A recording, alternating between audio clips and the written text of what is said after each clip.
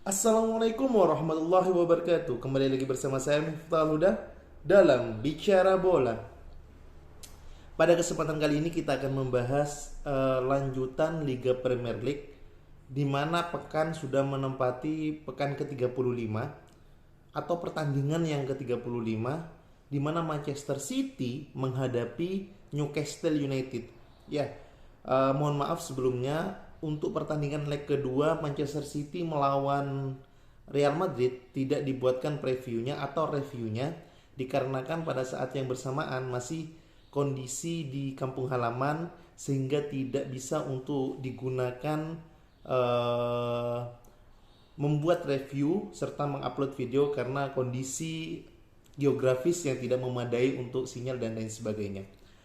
Untuk mengingat pertandingan tinggal tersisa 4 pertandingan berjalan, di mana Manchester City masih mengungguli dari Liverpool, di mana kemenangan yang di tadi malam antara Manchester City menghadapi Newcastle United membuat Manchester City unggul 3 poin dan unggul 4 selisih gol dari Liverpool. Maka dari itu tentunya hal ini bisa mengasah Manchester City lagi untuk lebih maksimalkan di 3 sisa pertandingan.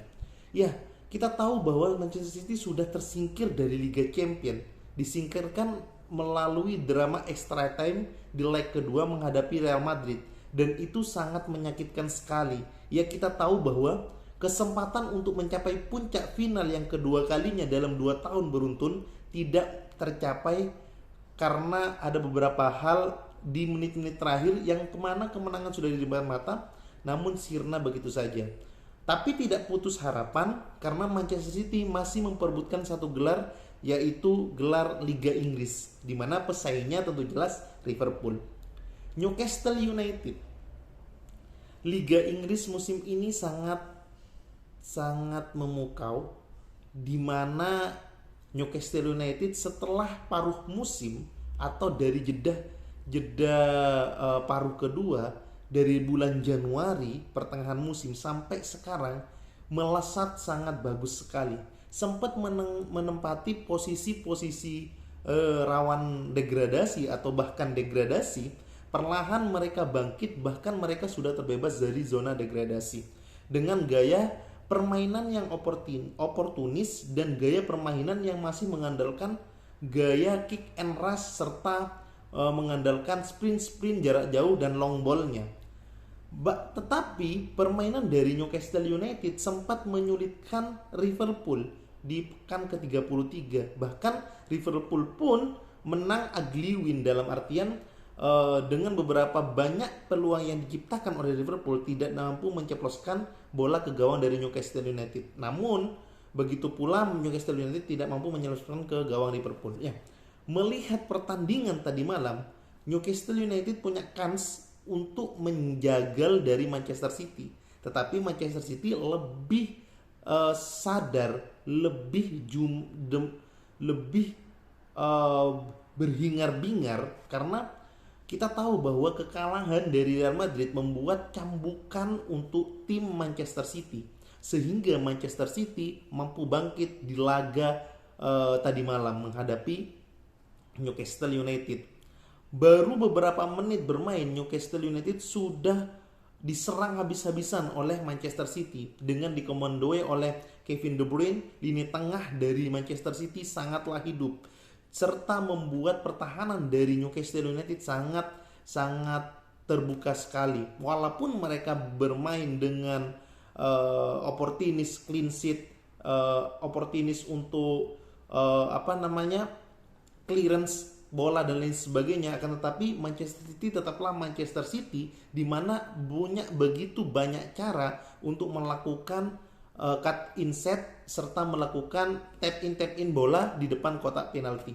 Terbukti ketika bola loop dari Gundogan mampu diselesaikan atau mampu diteruskan oleh Joe Cancelo kepada Raheem Sterling melalui heading, dan heading dari Raheem Sterling mampu menceploskan bola ke gawang dari Newcastle United.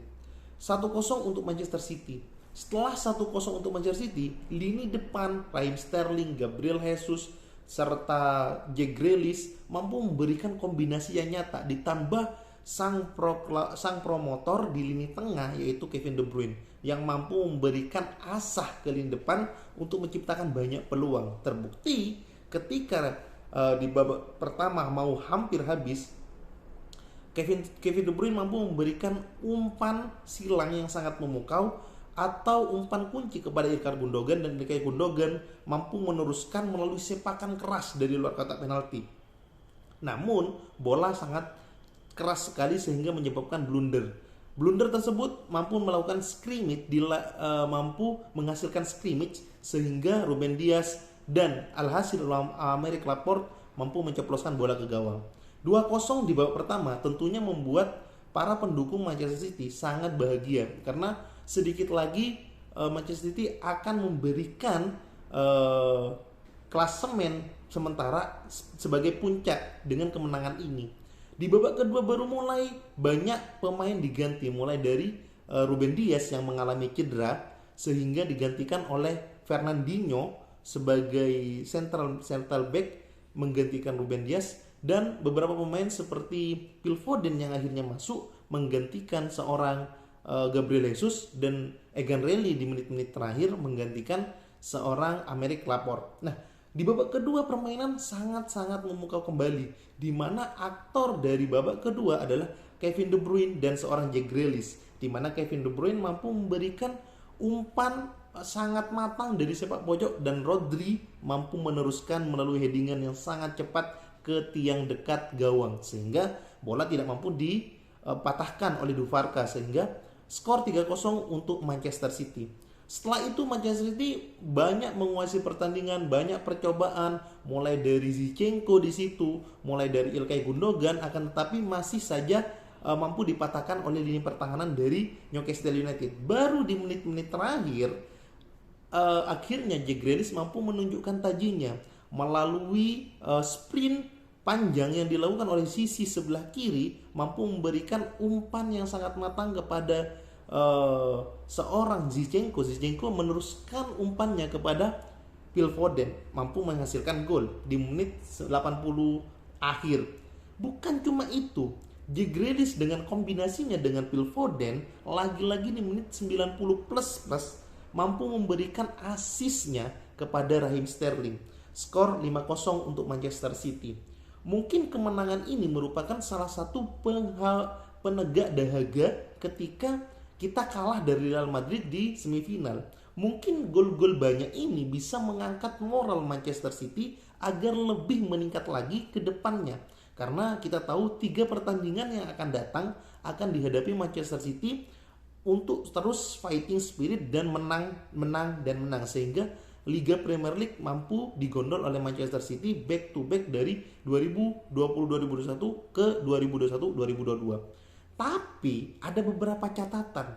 Dengan banyaknya pemain yang cedera khususnya di lini pertahanan, Pep Guardiola mengkonfirmasi bahwa John Stones, Ruben Dias, dan seorang Kyle Walker itu akan out sampai akhir musim.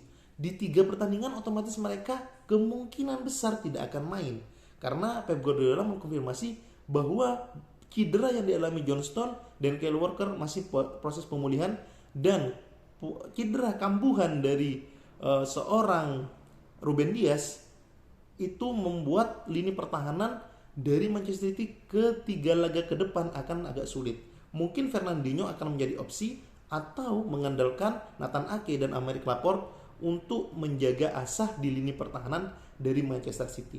Apapun itu, semoga kedepannya Manchester City terus memberikan penyuguhan pertandingan yang sangat memuaskan sehingga kita dapat menikmati pertandingan dan tentunya menghasilkan kemenangan untuk mencapai gelar juara IPL 2021-2022.